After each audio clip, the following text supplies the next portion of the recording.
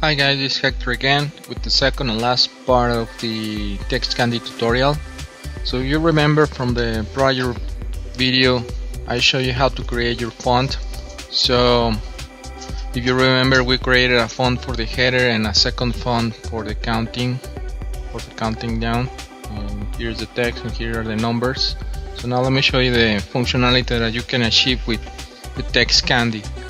So if I click here on start counter, every time I push the button the number changes, and as you can see the numbers are perfectly formatted. If I click on apply deformations, you can see that the text gets formatted. This is one of the many deformations that you can get with text candy. If I click on apply animation, well, let me reload the project again so you can see it. So I want animation there. Now the text is animating. Let me reload this again. And if I click on apply a transition, you'll be able to see an intro and an outro. So here's the intro, and in a few seconds you'll see the outro, and the text is gone. And finally, let me reload this again. If I click on delete text, I'm gonna delete the header over here, so the text is gone. So there you have it, is the final result. Now let me show you how it was achieved with text candy and Kwik.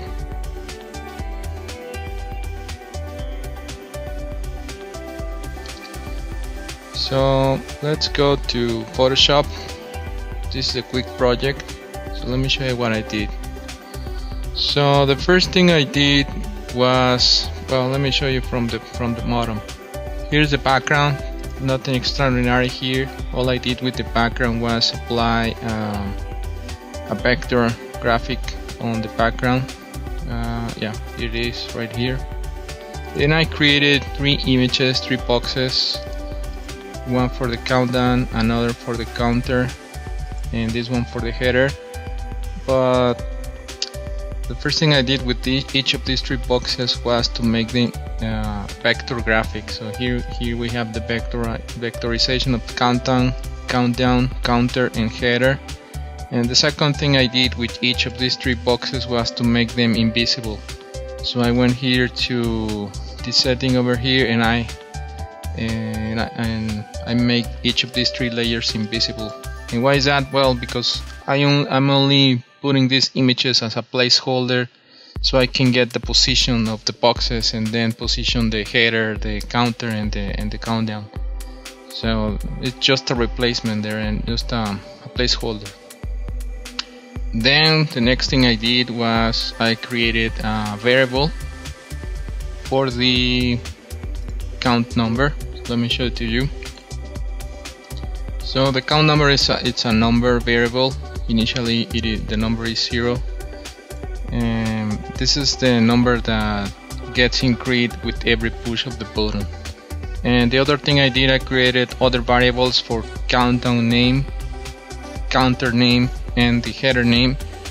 These variables are created because I need that's the name of the text them itself for each of the text, each of these boxes. This is the variable for the names.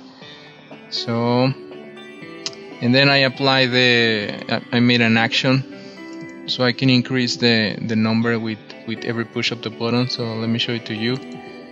This is taking the value of the count number and then takes the number itself plus 1. So every time I push a button, and then I apply this action to a button. So let me show you where. In count up. So this button over here is assigned to the start counter, and if I open this up, you'll be able that I am playing the action that I just showed you, and then I'm starting to play external code. For the rest of the buttons it's the same thing. So if, for example, if I apply an animation, all I'm doing is applying an external code, and it's the same for apply deformation, apply transition, and delete. Now let me show you the code.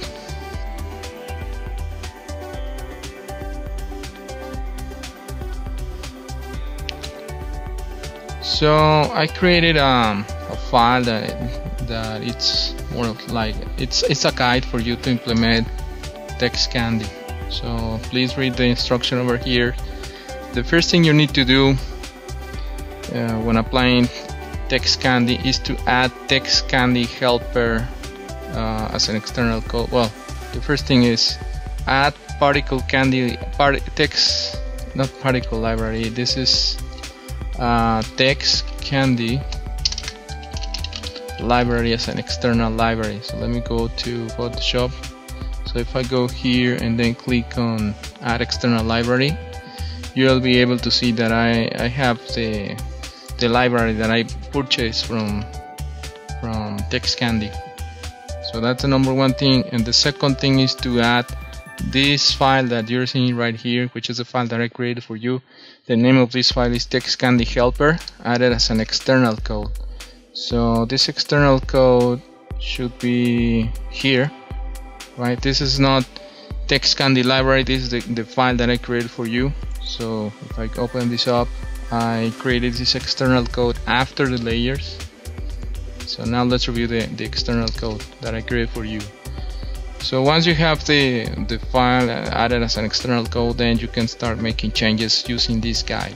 So step one is to load a character set, and I'm using add character set from Glyph Designer, which is the software I showed you in the prior video. As you remember, we created a bitmap font based on that program. So here I am assigning the content of that piece of software. Here I am adding the Lua file that was exported from Glyph Designer, and I am assigning a name to that file. So the first one is the font that I created for the header, and header font is actually, if I go here to the left, header font, here's the Lua file. These two files were exported from Glyph Designer. So header font is the name of the Lua file and the PNG file, and my font is just a number, a name for that font. And counter font, if we go to the left, counter font Lua and counter font PNG were also exported from Glyph Designer, and I am assigning a name of my font too. So that's the number one. Then we create the text. We created text. In this case, I am creating 3 pieces of text. One is the header, the other is the counter name, and the other is the countdown or the number that you saw. So I create each of the 3 pieces of text. I assign a font name. The header is assigned my font 1, and the other 2 get the font name of my font 2. You can play and change these settings right here, no problem. The header doesn't change, it's just a pure text. This is the header, for example. But in the case of the countdown name, I assign the text to a variable which is called count number. And you remember, this is the number that gets increased every time I push the button. So you can do it both ways. You can assign the text to a variable, or you can write down the exact text that you want to show in the screen.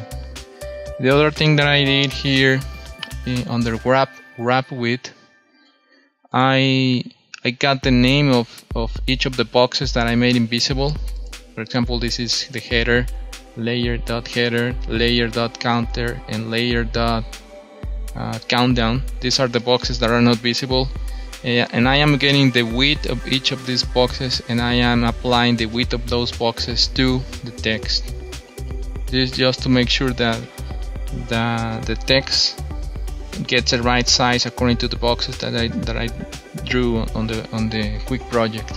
And the other thing I did is on the XY positions for each of the text, I could write down the number itself, or in this case I am getting the position of the invisible boxes, layer.header.x and layer.header.y in this case, so that my header is positioned exactly in the same location as the header box. And I did the same thing for the counter name and the countdown name. As you can see, I'm getting the position of the invisible boxes.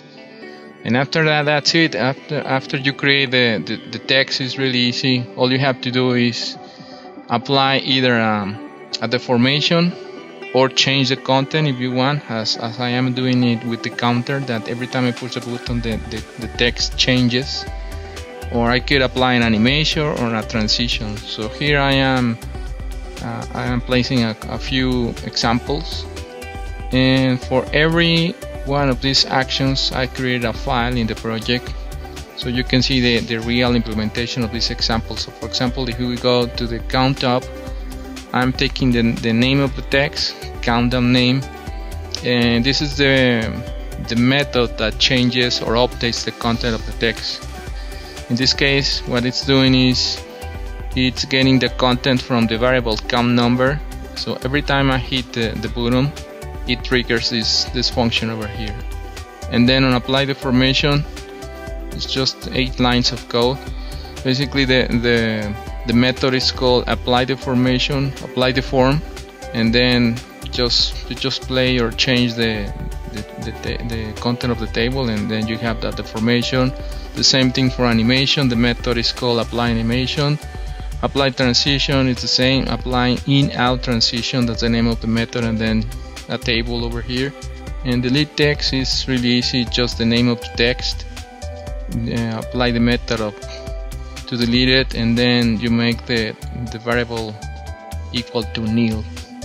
And these are just a few of examples, but if you go to the web page of Text Candy, you'll be able to see a lot of examples. It's really well documented, so all you have to do is go here to the reference, and depending on what you want to do, either a scrubbable text, which I didn't include in this tutorial, or let's say that you want to apply a text deformation. Here you have the different examples. For example, shake. This is a shake. This is the content of the table. All you have to do is copy. Let's say that I want to apply that deformation. All I have to do is click on the content of that table, and then I go to my code. This is a deformation. So, and then I go here and replace the content right there, and then let's do it so you can see how easy it is. Then all I have to do is publish the project again, and then we'll see the result of that deformation. So let's see.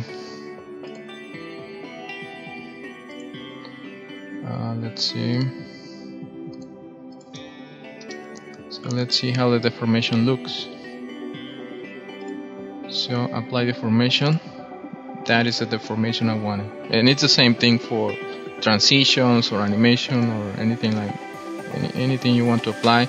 Other sorts of examples for either animation, deformation, or transition is if you go directly to Text Candy library. So let me show you in my case. Let me show you the content. So here, once you buy Text Candy, you receive a lot of examples. Here are a bunch of samples. So all you have to do really is just go here and copy and paste the contents of the different tables. So that's how I did the project. Hopefully this tutorial is useful, and if you have any questions, let me know. Thank you for watching.